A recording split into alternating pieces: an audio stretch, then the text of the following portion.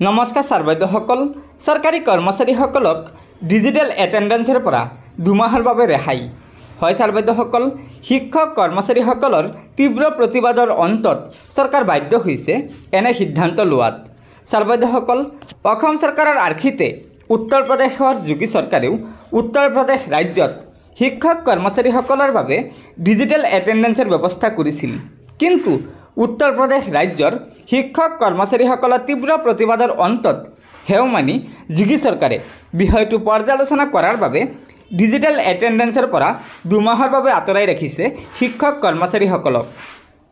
হয় ছাৰ বাইদেউসকল, যি সময়ত অসম চৰকাৰে ৰাজ্যৰ শিক্ষক কৰ্মচাৰীসকলৰ বাবে শিক্ষা হেতুত উপস্থিতি আৰু প্ৰস্থান দুয়োটাই বাধ্যতামূলক কৰিছে, তেনে সময়তে উত্তৰ প্ৰদেশ চৰকাৰে শিক্ষক কৰ্মচাৰীসকলৰ আন্দোলনত হেও মানি এনে ব্যৱস্থাৰ পৰা দূৰত্ব বজাই ৰাখিবলৈ বাধ্য হৈছে। গতিকে ছাৰ বাইদেউসকল, এয়া নিশ্চয় শিক্ষক কৰ্মচাৰীসকলৰ উপস্থিতি আৰু প্ৰস্থান সন্দৰ্ভত এটা অত্যন্ত গুৰুত্বপূৰ্ণ খবৰ। আশা কৰিছোঁ লগৰ বন্ধুবৰ্গক এই ভিডিঅ'টো শ্বেয়াৰ কৰি আজিৰ এই গুৰুত্বপূৰ্ণ খবৰটো জনাই দিব আৰু পৰৱৰ্তী সময়ত চৰকাৰী কৰ্মচাৰীসকলৰ বিভিন্ন খবৰসমূহ পোনপ্ৰথমে পাবলৈ অনুগ্ৰহ কৰি আমাৰ এই চেনেলটো ছাবস্ক্ৰাইব কৰি ল'ব। ধন্যবাদ।